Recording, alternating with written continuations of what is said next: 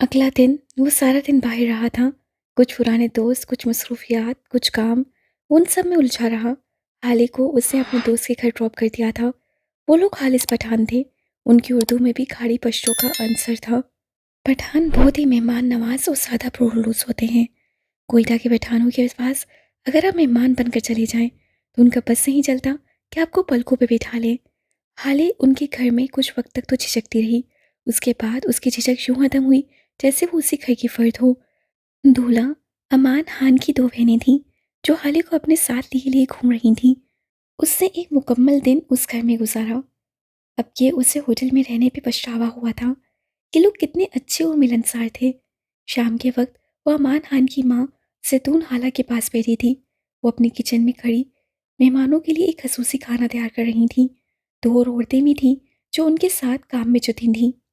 मंजर कुछ यूं था कि किचन में एक बड़ा सा थाल फर्श पे रखा था। दो औरतें रोटी के छोटे छोटे टुकड़े उस थाल में डाल रही थीं। थाल रोटी से भर गया तो एक औरत ने देचकी में चढ़ाया हुआ बड़े गोश्त का सालन सारे थाल में फैला दिया। वो खुश्क सालन था, ना ज़्यादा शोरबा ना कम। बोटियां हाथ से छोटी छोटी करके उस थाल में डाल दी गईं और अब के काले मिर्च जो कि पिसे हुए थे वो डाले गए। फिर जैतून हाला ने उठकर अच्छे तरीके से अपने हाथों को धोया। हाले महफूज से उनकी सारी कार्रवाई देख रही थी। अब जैतून हाला नीचे बैठी थाल में रखे अमीसे को हाथों से मिक्स कर रही थी। सब कुछ मिक्स हुआ तो उन्होंने एक प्लेट में ज़रा सा खाना निकालकर हाले के आगे किया। ये रिवायती खाना सोबत कहलाता है। वो जो मूड़े पे बैठी हैरत से उन्हें देख रही थी, उनकी पेशकश पे मुस्कुराते हुए प्लेट थाम ली। उन्हें उर्दू नहीं आती थी। वो खालिस गांव वाली पठान थी। अपने बेटे की शादी के लिए कोयटा आई थी। हाली ने ज़रा सी रोटी उठाकर मुंह में डाली और फिर आंखें बंद कर ली। वो जायका मुकम्मल था। आह, वो जायका, ये खाना कोयटा के मशहूर खानों में से एक था। वो सारी प्लेट खा गई। जैतून हाला उसे मोहब्बत से देखती रही। कुछ देर बाद उमर उसे लेने आ गया। वो बड़ी रवानी से सारे घर वालों से पश्तो में बात कर रहा था। हाले तो बस उसे देख कर रह गई। सारी दुनिया की जुबानें सीख ली, बस एक मेरी सराइकी नहीं सीख सका। हाँ लक्सन, मेघू घेड़ी, माही लोड़े, आग लगे, मुझे क्या फ़र्क पड़ता है। जैतून हाला ने उसे कई सारे तोहफे और सर पे चादर चढ़ाकर भेजा था। आह! ये पठानों का खलूस! वो दोनों अमान के घर से निकल आए। अगले 1 घंटे तक वो होटल आ चुके थे। हाले को अब एक नई फ़िक्र सता रही थी। वो क्या पहने? अपने साथ लाए हुए 18 जोड़े वो रिजेक्ट कर चुकी थी और अब हर लड़की की तरह उसके पास कपड़े नहीं थे। उमर बेड पे बैठा बसाही टीवी देख रहा था, लेकिन वो हाले की सारी कार्रवाई नोट कर रहा था। वैसे मेरे पास एक हल है अगर आप पूछना चाहें। वो उसकी तरफ नजरें मोड़कर बोला था। वो जो अपने बैग में मुंह दिए बैठी थी, उसकी बात पे दब गई। दिमाग ना खराब करो मेरा, तुम्हें यहाँ भी मजाक सूझ रहा है। उमर खामोशी से उठा, अपने बैग की तरफ गया और आराम से एक जोड़ा निकाल लाया। वो कोई लेडीज जोड़ा था, गुलाबी रंग का कामदार जोड़ा। क्या तुम्हें कुछ याद आया? हाले ने गर्दन मोड़कर उसको देखा, फिर उसके हाथ में मौजूद उस जोड़े को देखा। एक पल के लिए मॉल में होने वाली मुलाकात ताज़ा हो गई। वो आगे आया, जोड़ा हाले के आगे रख दिया, खुद पंजों के बल उसके पास बैठा। वो खामोशी से उसे तक रही थी। अब उमर कोई जज्बाती बात कहेगा, अब शायद पिछला वक्त याद करेगा, लेकिन वो जब बोला तो हाले बेख्तियार उसके बोलने पे पछताई थी। इसे पहन लें प्लीज, मेरे 10,000 लगे हैं इस पे। वो बेचारगी से कह रहा था। हाले कुलस कर रह गई। नहीं पहनना, ले जाओ, इतनी परवाह है अपने 10,000 की। वो एक बार फिर अपने बैग में मुंह दिए बैठ गई। अगर नहीं पहनना तो मुझे वापस कर दे। यहाँ बहुत सहेलियां हैं मेरी, दे दूंगा किसी को। मैं नीला तोता खिलाकर मारूंगी तुम्हें भी और तुम्हारी सहेलियों को भी। वो हुर्रा कर बोली, साथ जोड़ा झपट कर उठाया और बाथरूम की जाने पड़ गई। अब तो तय था कि वो यही जोड़ा पहनेगी। हॉल पर की कुमकुमों से सजा था। एक जानिब स्टेज लगा था जिस पर कुछ मूसीकार बैठे थे। स्टेज से नीचे नर्म कालीन बिछे थे जिन पर कितार दर कितार लोग बैठे थे। शाम में खूब बारिश हुई थी और बारिश कोयटा को यख बर्फ बना देती है। तेज हवा अगस्त में भी दिसंबर जैसी लग रही थी। कुछ देर कबल वो लोग खुले आसमान तले बैठे थे, लेकिन अब चारों तरफ टेंट लगा दिया गया था। सर्दी जरा कम हुई थी, लेकिन ठंडी हवा अब भी कपकपाने भी मजबूर कर देती थी। मूसीकार की आवाज़ सबको सर धरने पे मजबूर कर रही थी। मर्दों ने शॉलें पहन रखी थीं, औरतों ने अपने दुपट्टे अपने घेर ओढ़ लिए, लेकिन महफिल बर्खास्त ना कर सके। उमर हयात स्याह शलवार कमीज में मलबूस था, कंधे पे ऑफ वाइट शॉल डाल रखी थी। हाले ने उससे पहली मर्तबा इन कपड़ों में देखा था। वो हकीकतन बहुत अच्छा लग रहा था, या फिर अब वो उसे अच्छा लगने पे मजबूर कर चुका था। वो उसके साथ ही बैठा था। हाले ने गुलाबी जोड़ा पहन रखा था, कामदार और भारी जोड़ा, कानों में आवे से भूरे बाल कर्ल करके पुष्पिक खुले छोड़ दिए थे। वो अच्छी लग रही थी। उमर उसके साथ बैठा मौसीकार के जलवों पे सर धन रहा था। शायद वो महसूस हो रहा था। हाले गर्दन मोड़कर उसे देखी गई। वो हल्की भरी शेव और स्याह आंखों वाला मर्द यकदम इतना करीबी क्यों होने लगा था? क्यों उसे देखकर जी चाहता था कि जिंदगी को एक चांस दिया जाए? हैप्पी एंडिंग, ट्रेजिक एंडिंग, उन सबको जहन से निकाल कर बस टुगेदर एंडिंग पे पुरयकीन किया जाए। आज यहाँ बैठे हुए उससे फैसला किया था कि अगर अब की बार उमर ने कोई पेशकदमी की तो वो इनकार नहीं करेगी। उसी पहर चाय का दौर चला, सब्ज चाय और साथ छोटी प्याली में रंग बिरंगी टिक्कियाँ एक छोटे से ट्रे में डालकर सब मेहमानों के आगे रखी जा रही थीं। हाले और उमर के आगे भी ट्रे रखा गया। उमर ठंडी चाय पीता था, तो उससे चाय को हाथ नहीं लगाया।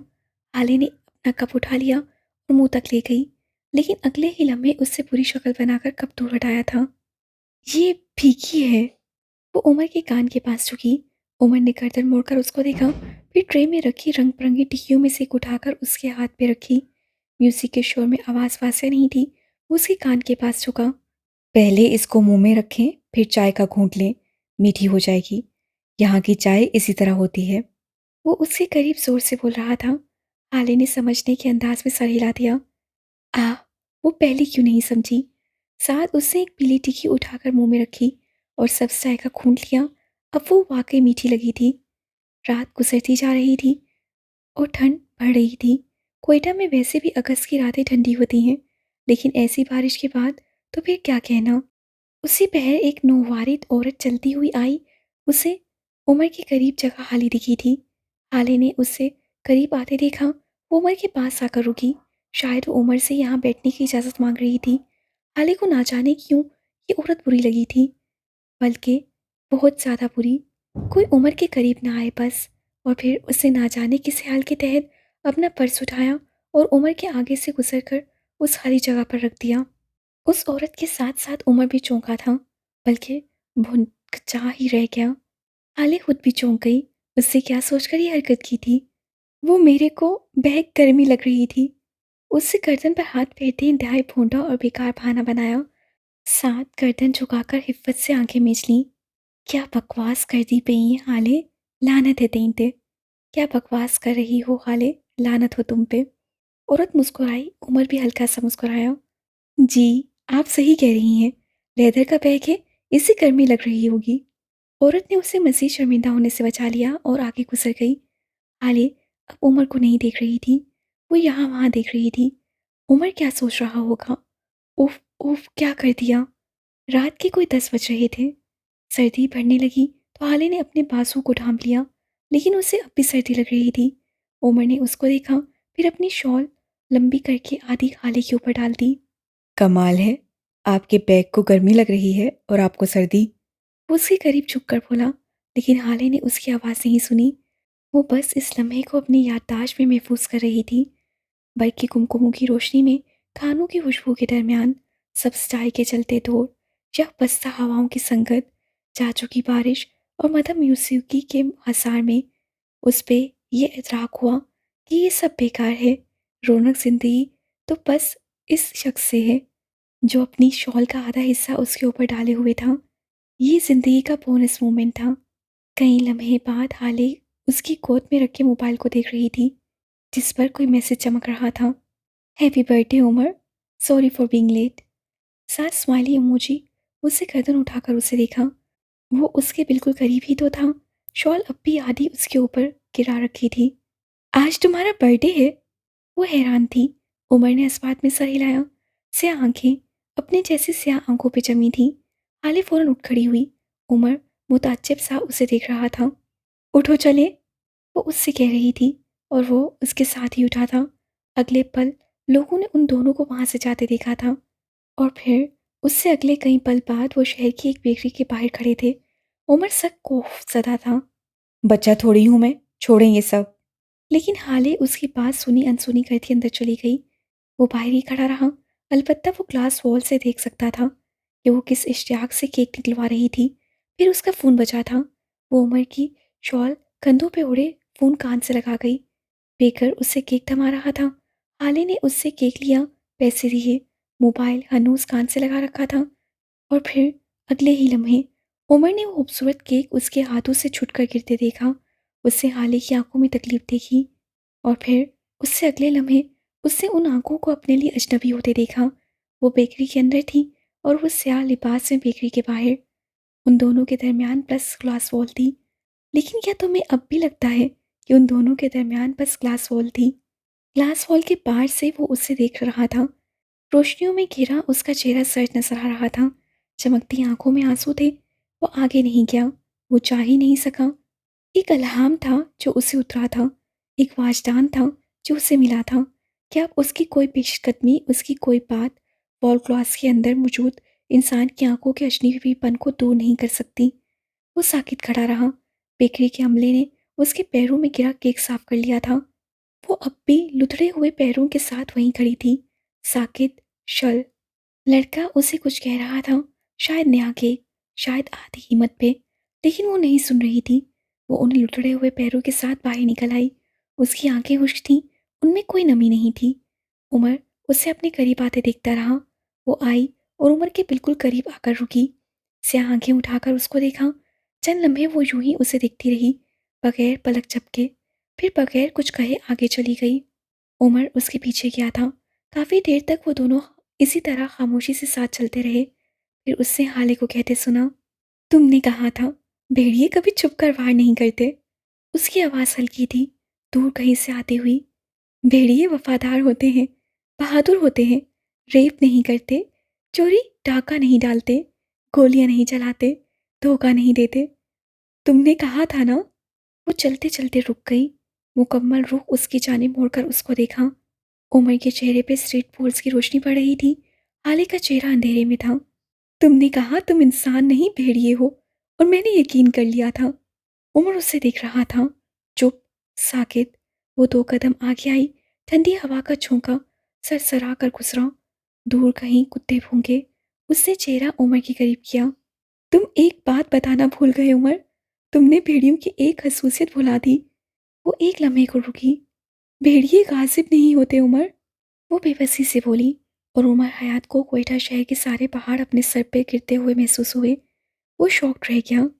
भेड़िए किसी का माल, किसी की जमीन, किसी का जेवर गस्प नहीं करते। तुमने कहा था तुम भेड़िए हो, लेकिन तुम इंसान निकले उमर। तुम इंसान निकले। वो बदकत कह पा रही थी। उमर की गर्दन अब भी खड़ी थी, लेकिन उसकी आंखें, उनमें अब जरा सी, बिल्कुल जरा सी तकलीफ थी। मैंने उस दिन बाबा के वारसों के खाने में तुम्हारा नाम देखा था। बैंक में जब आप अपना कोई जेवर, कीमती चीज़ या फिर भारी रकम रखवाते हैं, तो वो लोग आपसे आपके मरने के बाद ये सामान किसे देना है, आपके उस वारिस का नाम और नंबर लिखवाते हैं। मैंने उस नाम को ऐसे अनदेखा किया जैसे कभी देखा ही ना हो। मुझे लगा तुम भेड़िए हो, और भेड़िए गाजिब नहीं होते। उसके लहजों में सामानों का कर्व था। तुम इंसान निकले उमर, तुम इंसान निकले। वो तकलीफ, बेबसी और कर्ब से बोली। दूर कहीं किसी घड़ी में 12 बजने का इशारा हुआ था। खालिद सुल्तान की तरह उमर हयात का बर्थडे भी खराब हो चुका था। वो चंद पल सुर्ख आंखों के साथ उसे दिखती रही। शायद उमर कुछ कहे, शायद वो छुटला दे, शायद वो कोई बात करे। उसकी बातों पे तो एतबार आ जाया करता था। शायद वो रोके। उसके रुक जाने पे तो वो रुक जाया करती थी। फिर वो चली गई। उमर आंखों में किरचियाँ लिए उससे देखे क्या। ना कुछ कहने को बाकी था, ना सफाई देने को। वो उन्हीं केक से लुटड़े पैरों और टूटे हुए दिल के साथ आगे बढ़ती चली गई। अंधेरे में, गुमनामी में। उमर उसे रोक ही नहीं सका। इंसानों के पास रोकने के इख्तियार बहुत कम हुआ करते हैं। होटल रूम में वो कब आई, कैसे आई, कुछ याद नहीं रहा। मंजर धुंधले हो रहे थे। याददाश्त गुम हो रही थी। उससे कांपते हाथों से अपने चंद कपड़े बैग में ठोंसे। मेकअप, ज्वेलरी, कौन सा सामान कहाँ था, क्यों था, कुछ याद नहीं था। बस एक उमर हयात था जो याद के पर्दे पे चिपक कर रह गया था।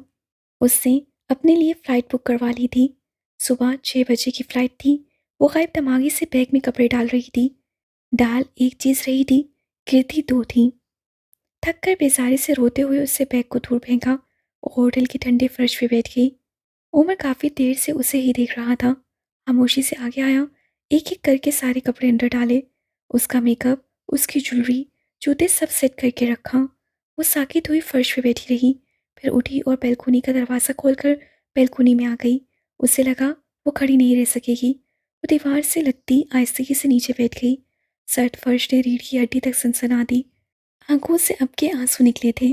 1, 2, 3 और फिर उसे गिनती भूल गई। वो मुंह पे हाथ रख के पूरी तरह से सक रही थी। दिल फट रहा था। सब्ज चाय, शॉल की गर्मी, सालिबास में बचिया लगता उमर, सब छूट गए, सब दूर रह गए। बोलान का पत्थरों के ऊपर बहता पानी, पीर गायब के चश्मे, सब्ज फिरोजी पानी, सब झूठ लगा, फरेब लगा। कमरे में खड़ा उमर हयात बेबसी से लब काटता रह गया।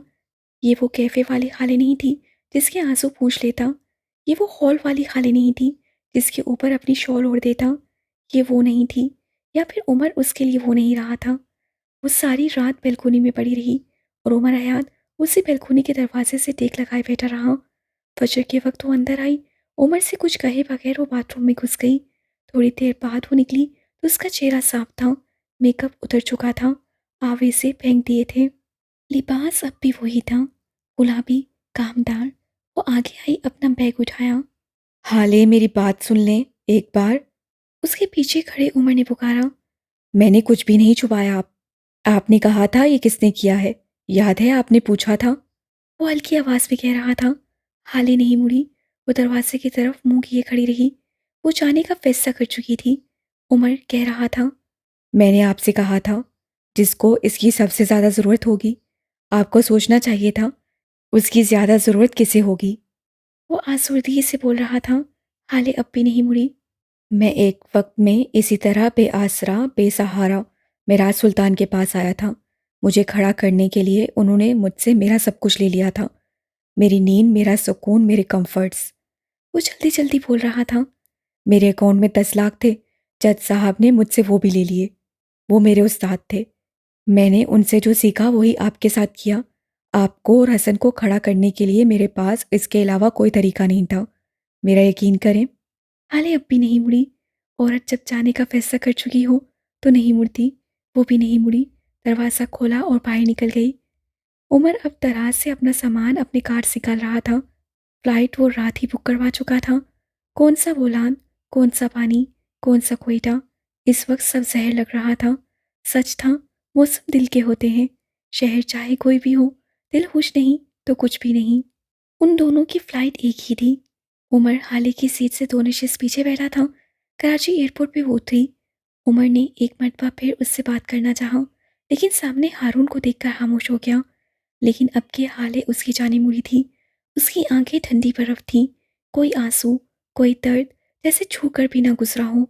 उमर उसके सामने खड़ा था, सादा लिबास में मलबूस। उसकी आंखें बेचैन थीं। मेरे घर के पेपर्स मेरे हवाले करो। वो उमर की आंखों में आंखें डालकर बोली थी। मेरा जेवर, मेरा पैसा, सब अभी के अभी मेरे हवाले करो। हम घर नहीं बैंक जा रहे हैं, या फिर वहाँ जहाँ तुमने मेरी चीज़ें रखी हैं। उसका लहजा बेलचक अजनबी था। हाले हम बात। उमर, हम कोई बात नहीं करेंगे। वो हतमी लहजे में बोली। हम दोनों ने एक अच्छा वक्त गुजारा है साथ। क्या चाहते हो, हम टॉक्सिक तरीके से अलग हों, लड़ें, गालियाँ और इल्ज़ाम दें। उसका लहजा ना ऊंचा था न तंजिया। वो बस बात कर रही थी। हारून उन दोनों से फासले पे खड़ा था। उमर उसे बेचैनी से देख रहा था। हाले कही जा रही थी। हम दोनों अब भी दोस्त हैं, वैसे दोस्त जो ज़रूरत के तहत एक दूसरे को कॉल कर सकते हैं। मैं ग्रेसफुली तुमसे अलग होना चाहती हूँ। मैं तुम्हारे साथ चलने से इनकार करती हूँ। क्या तुम्हें ना समझ आता है उमर? वो रसान से बोली।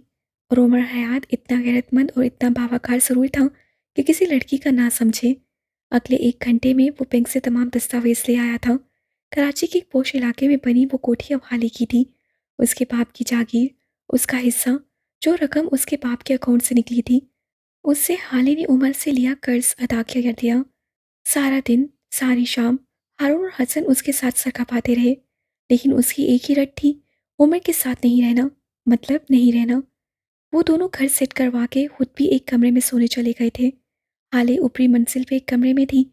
एक ही दिन में वो तमाम कर्जा उतार चुकी थी। उसका ज़ेवर आज़ाद था। अपना बकिया ज़ेवर और पैसा भी उससे मिल गया था। वो एक बार फिर एलीट क्लास की शहज़ादी थी, लेकिन उन सब के बदले हाथ से उमड़ गया था। ये खसारा उम्र भर का था। लैल के फ्लैट का दरवाज़ा एक धार से खुला था। सुरु बबू का चेहरा लिए उमर हयात अंदर आया तो उसका जी चाहा था सारे घर को आग लगा दे। लैल, कहाँ हो? लैल, मैं बता रहा हूँ 2 मिनट में यहाँ आओ। वो अपनी पूरी आवाज़ के साथ चिल्ला रहा था।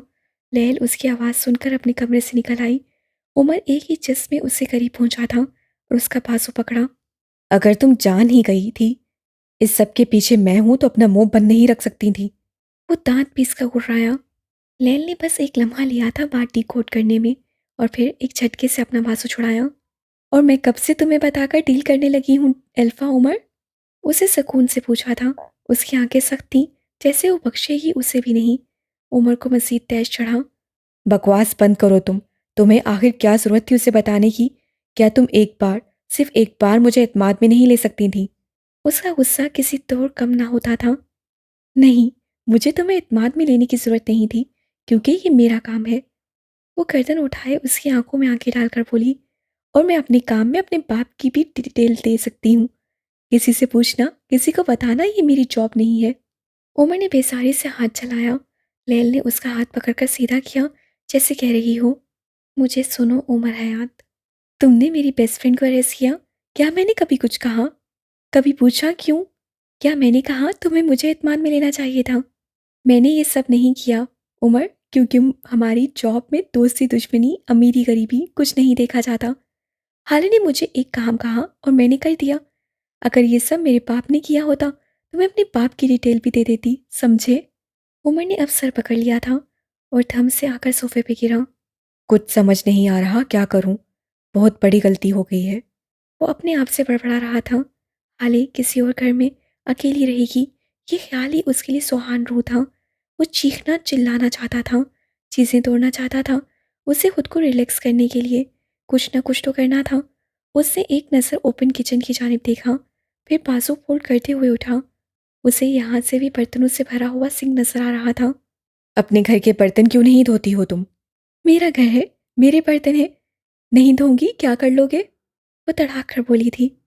नहीं धोगी तो मैं आकर धोऊंगा। मैं तुम जैसा पहाड़ और गन में रहने वाला इंसान नहीं हूं। क्या ये कोई कहने वाली बात थी? क्या ये कोई झगड़ा था? वो अब पानी की धार के नीचे मैले बर्तनों को रगड़ रगड़ कर धो रहा था। लैल अब भी सुर्ख चेहरे और दबे हुए गुस्से के साथ अपने सोफे पे बैठी थी। वो बर्तन धोकर हटा। अब वो काफ़ी बेहतर था। लैल पे गुस्सा करना अपना एक फजूल अमल लगा। उसने एक नज़र लैल को देखा। वो रूठी बैठी थी। जानता था अब जब तक वो उमर से लड़ नहीं लेती उसका गुस्सा ख़त्म नहीं होगा। उमर ने आसपास देखा। सारा घर आज साफ था। वो खामोशी से किचन में रखा कूड़ादान उठा लाया और सारा कूड़ा लाउंज में फेंक दिया। लैल के खून में शरारे दौड़ गए। वो एक झटके से उठी थी। तुम तुम्हारी जुर्रत कैसे हुई? जानते भी हो कितनी मेहनत से साफ किया था। तुम ऐसा कैसे कर सकते हो? वो उसके सामने खड़ी गुर्रा रही थी। उमर उसे छोड़ के दरवाजे के पीछे रख के स्वाइपर ले आया। लैल उसके पीछे चिल्ला रही थी, उसे कोस रही थी। वो जानता था अब वो बोलती रहेगी। उमर वापस आया। उसके हाथ में स्वाइपर था, झाड़ू भी। उससे झाड़ू लैल को थमाया। लैल ने गुस्से से झपट कर उसके हाथ से झाड़ू लिया। तुम होगे गन में रहने वाले इंसान, मैं नहीं। अपना घर कब कैसे साफ करना है मैं सब जानती हूँ। वो गुस्से से कहती नीचे झुककर झाड़ू लगाने लगी। वो झाड़ू लगाती जाती। उमर पीछे से स्वाइपर से बचा कुचा गन भी साफ कर देता था। कभी कभी उसे दबाने को कचरा उछाल कर उसकी तरफ फेंक देता और फिर लैल इतना चीखती थी कि पूरी बिल्डिंग सुनती थी। लॉन्च था कितना, शुरू होते ही तो खत्म हो जाता था। वो अगले चंद मिनट में सारा लॉन्च साफ कर चुके थे। लैल अब सोफे के नीचे फर्श पे बैठी थी। उमर हाथ धोता आया और उसके साथ जुड़कर बैठा। लैल दूर हो गई। नाराज सी वो। उमर ने गहरी सांस ली। लैल, वो आहिस्ते से पुकारा। लैल ने कोई जवाब नहीं दिया। लैल। उमर ने एक बार फिर पुकारा। जवाब अब भी नहीं आया। वो उन्हीं झाड़ू और मिट्टी वाले हाथों को धोए बगैर बैठी थी। मुझे ऐसा नहीं करना चाहिए था, मैं गुस्से में था, सॉरी। वो नरमी से मासत कर रहा था। मैं बोर नहीं हूँ उमर। वो चेहरा मोड़े हुए बोली तो उमर को उसकी आवाज़ खिली लगी। मैं गन में रहने वाली भी नहीं हूँ। अब की आवाज़ रूंधी हुई थी। उमर को बेख्तियार पछतावा हुआ। वो लैल को हर्ट नहीं कर सकता था। मैं अपना घर, अपना किचन उस दिन गंदा रखती हूँ जिस दिन तुम आने वाले होते हो। अब की उसकी सिसकी उभरी थी। मैं क्या करूं बताओ? मेरे पास दोस्त नहीं है। तुम्हारी तरह मेरे पास चंद गिने चुने लोग हैं और तुम उनमें सबसे ऊपर हो। वो चेहरा मोड़े पूरी तरह रो रही थी। उमर बस उसे सुनता गया। मेरे पास तुम्हारे करीब रहने के यही तरीके हैं। तुम मेरे दोस्त हो उमर, मेरा खानदान हो। हम 10 साल से साथ हैं। तुम्हारे अलावा मेरा इस दुनिया में कोई नहीं है। मुझे बताओ, अगर तुम अपने मसाइल अपने कामों में उलझकर लैल को भूल जाओ तो लैल क्या करे? उसके आंसू पल पल बह रहे थे। आवाज़ बुलंद नहीं थी, आसूरता थी। तुम पे गिव अप करूं या तुम्हें बुला लूं? क्या अपने सारे खानदान पे गिव अप करना आसान है? क्या अपने दोस्त को अपने करीब रखने के लिए चंद गंदे बर्तन रखना, थोड़ा सा कचरा फैला देना बुरा है? उमर चंद लम्हे उसके नीम रूह को देखता रहा, फिर गहरी सांस लेकर बोला। नहीं, कचरा फैलाना बुरा नहीं है, लेकिन मेरी ज़िंदगी में जो कचरे की ट्रक फेंक दी है, वो बुरा है। लैल गिरे चेहरे के साथ हंसी। खुदा की कसम लैल, तुमने मेरे साथ ऐसा जुल्म किया है, ऐसा कचरा फैलाया है कि अब उमर क्या पूरी म्यूनिसिपल कमेटी भी साफ नहीं कर सकती। वो एक बार फिर जोर से हंसी। उमर उसे देखकर हंसा और फिर वो दोनों हाथ पे हाथ मार के हंस पड़े।